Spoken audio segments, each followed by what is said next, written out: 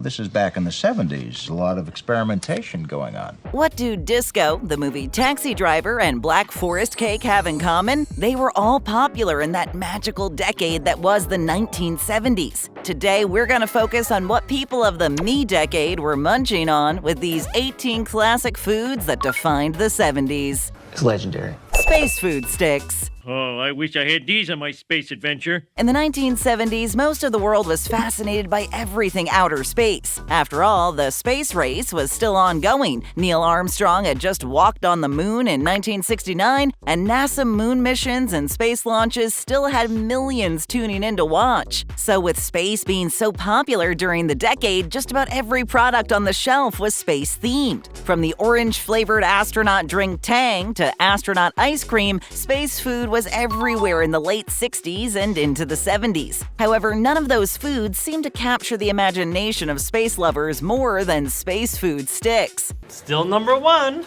A clever little invention intended initially for astronauts, space food sticks were created by the combined efforts of Pillsbury, U.S. Aerospace, and the military, and seemed like the food ripped right out of science fiction. The food sticks were nutrient-dense food bars that came in caramel, chocolate, and peanut butter flavors, and were basically a precursor to modern-day power and energy bars. The small cylindrical food sticks were filled with all the carbs, fats, and protein that the body needed for those long space missions, or for us terrestrials, a nice quick lunch or snack. While their popularity began to disappear as interest in space travel died down, space food sticks can still be found today on Amazon, so feel free to take yourself back to the 70s with this nostalgic snack. I said, are you ready to ride? The cheese ball and cheese log. Give your friends some cheese balls. What's better than cheese? Not much. Cheese also happens to be the key ingredient in some of the most iconic foods on the planet. Cheeseburgers, pizza, and grilled cheese sandwiches are simply plain hamburgers, tomato bread, and just plain old bread without the cheese. Well, in the 70s, cheese was front and center in many popular dishes, such as the cheese ball. Cheese balls were perfect for parties, snacks, and get-togethers, and were pretty easy to prepare. See? Anyone can do it. Comprised of cream cheese, shredded cheese, usually cheddar, green onion, and some spices, cheese balls were served with crackers and spread onto the crackers or dipped before blowing the clogs and bell-bottoms off anyone who sampled it. Of course, we can't forget the other cheesy 70s dish, the cheese log. Prepared pretty much in the same way as the cheese ball, cheese logs were made with a cheddar and cream cheese core, then covered in a cream cheese and rolled in crushed nuts. Much like the cheese ball, the cheese log was usually spread on crackers. They taste just like regular crackers, but they're hot. Pop Rocks. We're out of Pop Rocks. Every decade has its classic candy. Back in the 70s, one of the more iconic candies to come out of that decade was Pop Rocks. Popping onto store shelves back in 1976, Pop Rocks were an interesting combination of flavor and sensation all in one delicious candy. Pop Rocks' most appealing feature was their ability to explode or pop in your mouth as soon as the candy came into contact with saliva. The explosive feature is due to carbon dioxide being present within the candy rocks, which is responsible for the all-important pop. Unfortunately for fans of the popping candy, Pop Rocks' popularity eventually began to simmer, perhaps in part due to a certain urban myth involving the candy. What was the myth? Oh, a little tale about combining Pop Rocks and soda to create a fatal explosion in your stomach. While the myth managed to scare its fair share of kids throughout the 70s, there's no evidence or scientific proof to back it up. We have nothing. Fondue. 3 different cheeses, melted. What was it with this particular decade and cheese? It seemed like the 1970s, along with being the decade responsible for the Bee Gees and ABBA, was also the era of cheese. However, no list of cheese-related 70s foods would be complete without fondue. Dating back to 18th century Switzerland, fondue managed to catch fire in the 70s. Fondue was not simply fun food, it was almost a ritual. All you needed was a pot of melted cheese, traditionally Swiss, a few skewers, crusty bite-sized pieces of bread, and a few close friends, and you've got yourself a fondue party.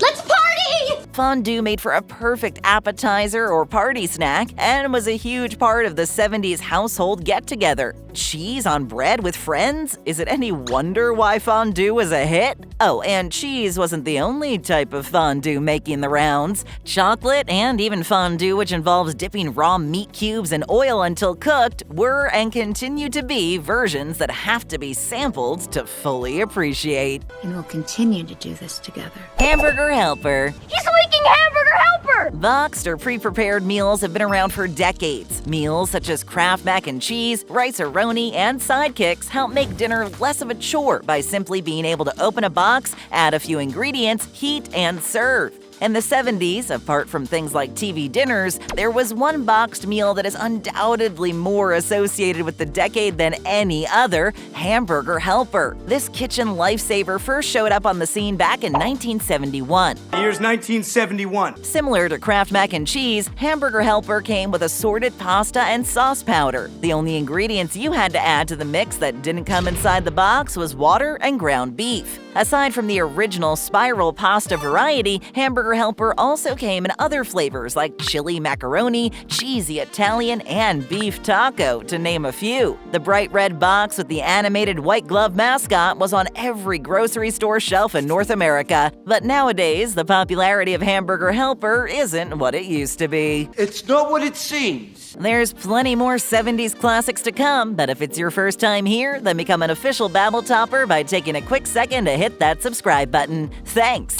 Now, where were we? Oh yeah, Jello pudding pops.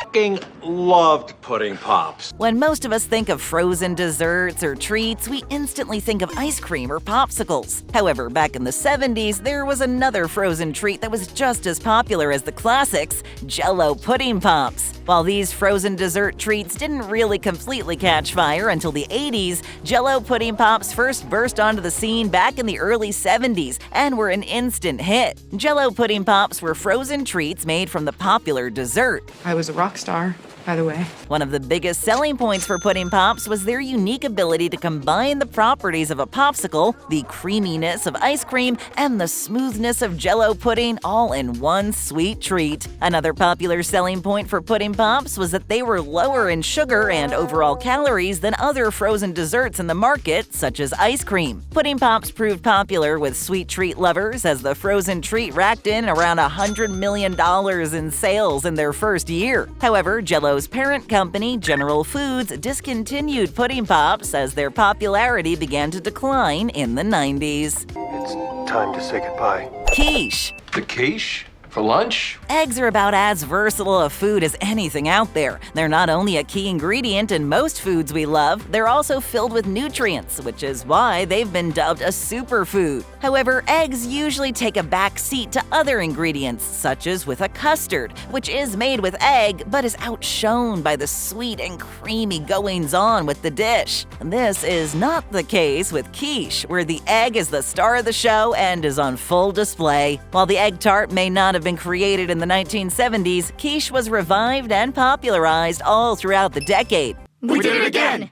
The dish became extremely versatile in the 70s, with many versions springing to life in this era. However, the most iconic and traditional 70s quiche featured eggs, obviously, bacon crumble, and shredded cheese, all housed in a flaky pie crust. The rich and savory pie was great for family dinners and also made for great party food. Nowadays, you'd be hard-pressed to find a person who doesn't place quiche alongside disco balls and all the other wonderful things that have come to symbolize the 70s. A symbol of our values and knowledge. Watergate Salad. How about Watergate? Cakes and pies are undoubtedly among the most classic of all the desserts. However, while perfectly fine on their own, both cake and pie are launched into the stratosphere when accompanied by a creamy tag team partner, whipped cream. Most brands quickly realized how popular whipped cream was and made sure to offer their own version of the dessert topping, with one of the most famous being Cool Whip. First bursting onto the scene in the late 60s, Cool Whip quickly became the secret ingredient in many cherished 70s dishes, dishes, with the most famous being Watergate Salad. I'm the star of the show. This salad was a delicious collection of sweet ingredients that made for a decadent dessert, made of pistachio pudding, marshmallows, canned pineapple, and, of course, Cool Whip. Watergate Salad instantly became a beloved and defining classic dessert of the decade. The dessert was originally named Pistachio Delight. However, after the infamous Watergate scandal permeated the public consciousness, the salad was renamed, perhaps in an attempt to capitalize on the popularity of the political scandal. There is no such thing as bad publicity. Deviled eggs. Hey fellas, deviled egg anyone? Eggs have an interesting history, to say the least. Eggs have gone from being considered good for you to the cholesterol-packing food pariah of the 80s, and then back again to being a superfood. Today, eggs are enjoyed by many around the world. However, for anyone who lived during the 70s, eggs were far more prominent in everyday cooking, and the result was some interesting dishes you don't see much of anymore, like deviled eggs. Deviled eggs, which also go by the name of eggs mimosa or dressed eggs, among others, was an egg dish that most households in the 70s were very familiar with. Mom used to make it for me. Usually served up at parties, large gatherings, and backyard cookouts, deviled eggs were an ideal bite-sized snack and appetizer. Deviled eggs were first boiled, unshelled, and sliced into 2 halves. However, the best part was the filling, which consisted of egg yolk blended with mayo, mustard, and spices, and placed back in the boiled egg white. Eventually, deviled eggs slowly started to vanish from the appetizer platter and never reached the level of popularity they saw in the 70s. We lost everything. TV dinners. TV dinners are cool. You get the TV to go with them. In the 1970s, convenience was starting to be the name of the game, and TV dinners were the rock stars of hassle-free dining. These prepackaged frozen wonders were like culinary superheroes swooping in to save the day for busy families and folks who were more into leisure than spending hours in the kitchen. I mean, who could resist the allure of a neatly divided tray holding a little bit of everything? Salisbury steak, mashed potatoes, corn, all packed into their own cozy compartments, just waiting to be heated up for a dinner date with your TV. It was like a mini feast that required nothing more than an oven. And the variety? Well, there were options for every taste and dietary preference. Whether you had a hankering for fried chicken, spaghetti, or the classic turkey and stuffing, the freezer aisle had you covered. We got you. It was like having a personal chef on standby, ready to whip up whatever comfort food you were in the mood for. But the real MVP of the TV dinner? Those dessert sections. Apple pie, cherry cobbler, or a brownie, because a meal wasn't truly complete without a sweet treat to cap it off. TV dinners weren't just about the food, they were a whole experience. You could kick back, tray on your lap, and dig into that perfectly portioned dinner in front of the tube while catching the latest episode of your favorite sitcom. Sure, gourmet chefs might scoff, but in the 1970s, TV dinners weren't just a meal, they were a symbol of modern living. So here's to the TV dinner, that unsung hero of laid-back, no-nonsense dining of the groovy 70s. Homer.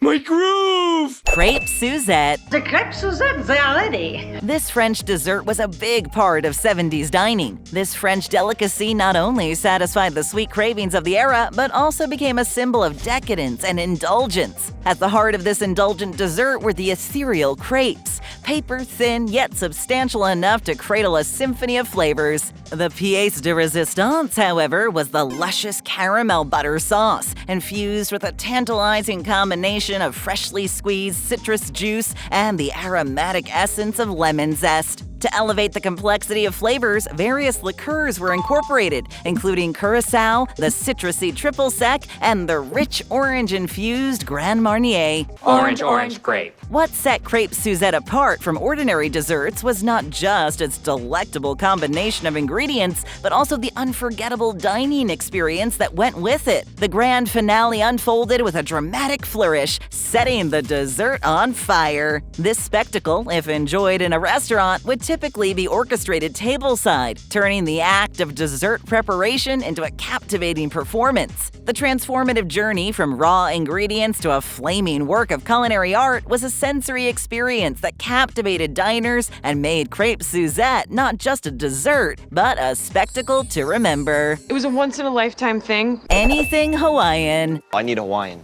Extra Hawaiian. Throughout the late 60s and 70s, the U.S. became fascinated by cuisine originating from the Aloha State. The allure of Hawaiian flavors, characterized by a unique fusion of tropical ingredients and traditional Pacific Island culinary techniques, found its way into homes and restaurants, making pineapple-infused dishes and other Hawaiian-inspired delights a big part of the 70s dining experience. The popularity of Hawaiian cuisine during this era was not confined to just one dish. It extended to a myriad of creations that embrace the vibrant and diverse flavors of the Hawaiian Islands. Hawaiian pizza, with its unconventional combination of ham, pineapple, and cheese, became a sensation, challenging the traditional notions of what constituted a pizza topping, although the Hawaiian pizza was actually invented in Canada. What a twist! This newfound love for the sweet and tangy profile of pineapple transcended pizza and found its way onto other beloved dishes, such as pineapple chicken, creating a culinary synergy that epitomized the 1970s obsession with all things Hawaiian. Restaurants and dinner tables alike became adorned with the tropical charm of Hawaiian cuisine. Notably, the trend wasn't limited to pineapple-centric creations alone. Poke, a dish originating from Hawaii featuring raw fish, seaweed, and an assortment of flavorful condiments, also gained immense popularity in the 1970s. Despite its lack of pineapple, poke exemplified the broader fascination with Hawaiian flavors, introducing Americans to the delicate and fresh taste of raw fish in a manner that was both sophisticated and approachable. In the 1970s, the influence of Hawaiian cuisine not only tantalized taste buds, but also paved the way for a broader appreciation of diverse and exotic culinary traditions. And that's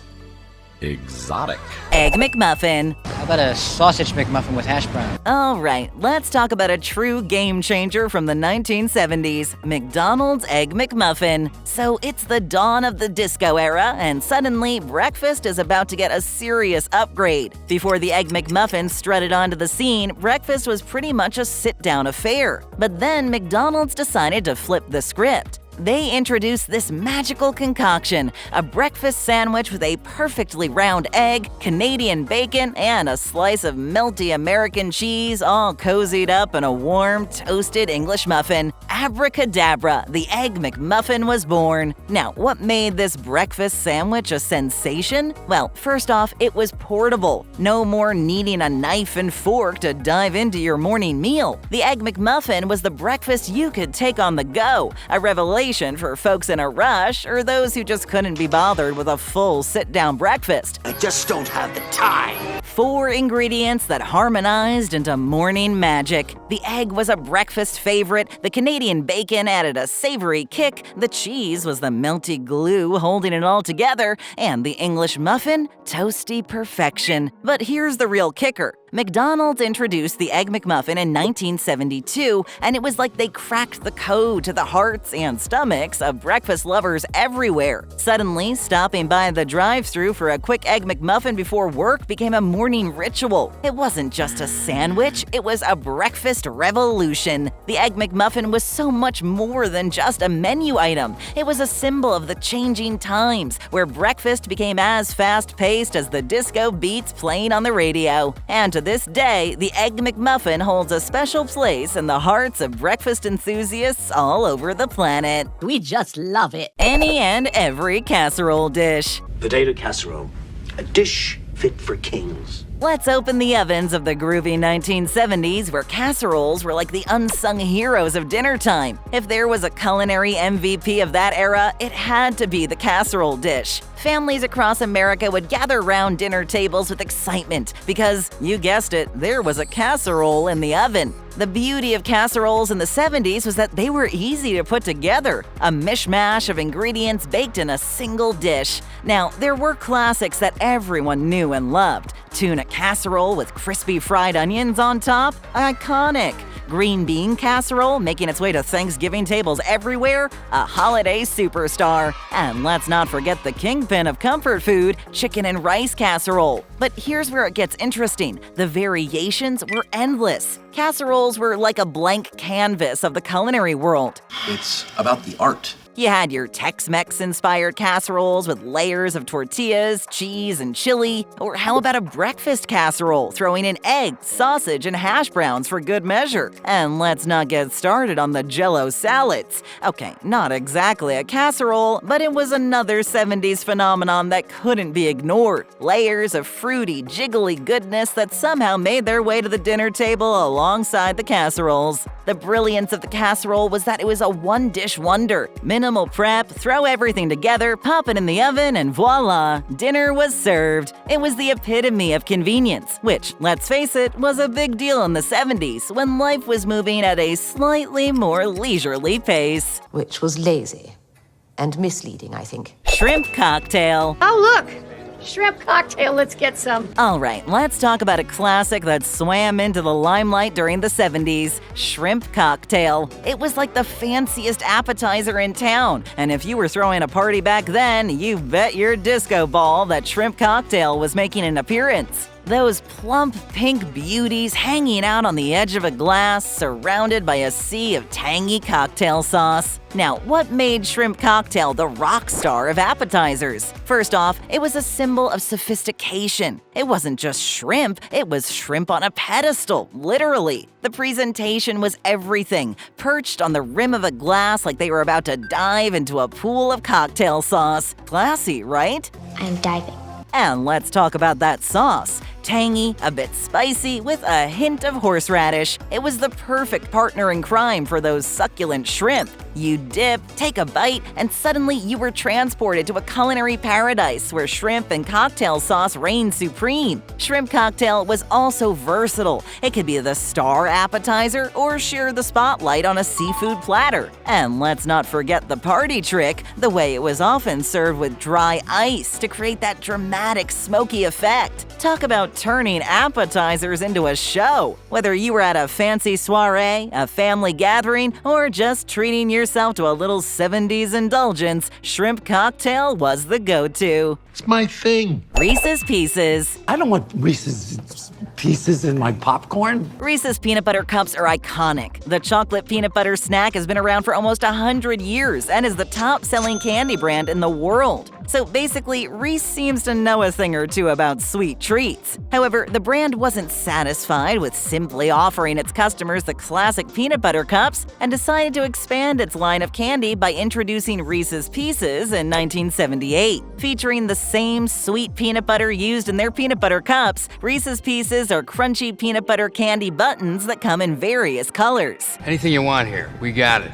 The crunchy candies owe their existence to a sugar coating process developed by the Hershey Corporation called panning, and for that, fans are eternally grateful. One of the key factors to Reese's Pieces skyrocketing in popularity as quickly as they did was due to the candy being featured in the Steven Spielberg hit E.T., though the film debuted in 1982. But the crunchy peanut butter candy is as popular today as it was when it debuted, but undoubtedly was one of the staples of a 70s childhood. I want to be a kid again! Black Forest cake. Black Forest, too scary. All right, it's 1973 and you're at a dinner party at a house with wood-paneled walls and shag carpeting, and suddenly the dessert appears, Black Forest cake. It was like a chocolate and cherry masterpiece that took the cake, literally, in the 70s dessert game. Now, what made Black Forest cake so popular in the 70s? First off, it was all about the layers. Moist chocolate cake layered with sweet whipped cream and studded with juicy cherries. Repeat that heavenly trio and you've got a cake that's as visually stunning as it is delicious. It's perfect. And as an added bonus, the dark chocolate shavings on top. They weren't just a garnish, they were the touch of decadence. Black Forest cake wasn't just a dessert, it was a celebration. Birthdays, holidays, or just a Friday night get-together. Any occasion was the perfect excuse for a slice of this chocolate cherry delight. It brought people together one forkful at a time.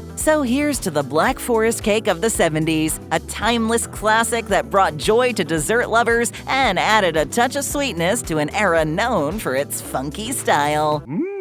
Funky. 7-layer salad. 6 cups of mayonnaise? That can't be right. For whatever reason, the 70s were all about radical takes on salad, and among the eccentric offerings of the time, the 7-layer salad emerged as a distinctive and hearty addition to dinner tables. Far surpassing the traditional concept of a salad, this culinary marvel was more of a meal in itself. The hallmark of the 7-layer salad was its namesake, 7 layers of diverse ingredients carefully arranged to create a visually appealing and delicious dish. Unlike the standard lettuce and tomato salads that dominated dining habits, the 7-layer salad embraced a symphony of textures and flavors. The foundation of this culinary masterpiece was laid with an array of fresh vegetables, allowing for personalization based on individual preferences. Crisp lettuce leaves provided a refreshing base, complemented by a medley of colorful vegetables such as tomatoes, cucumbers, bell peppers, and more. The layers didn't stop there, as the salad ventured into heartier territory with the addition of cheese. Kids love cheese. Elevating the protein profile of the 7-layer salad were the inclusion of boiled eggs, providing a satisfying element. But the extravagance didn't end there. The pièce de résistance came in the form of bacon bits, infusing the salad with a smoky and indulgent flavor that was quintessentially 1970s. The dressing, a crucial component of any salad, was left to the whims of the creator. Whether it was a creamy ranch, a tangy vinaigrette, or a classic mayonnaise-based dressing, the choice was entirely personal. This flexibility added to the charm of the 7-layer salad, making it adaptable to different tastes and preferences. As time has marched on, the 7-layer salad remains a nostalgic relic of the 1970s, a testament to the era's willingness to break free from culinary norms and embrace the unexpected in the most unexpected places, even in a salad. It's an adventure. We're serving up more great videos. Just tap or click, hit that subscribe button, and ring that bell to join our notification squad.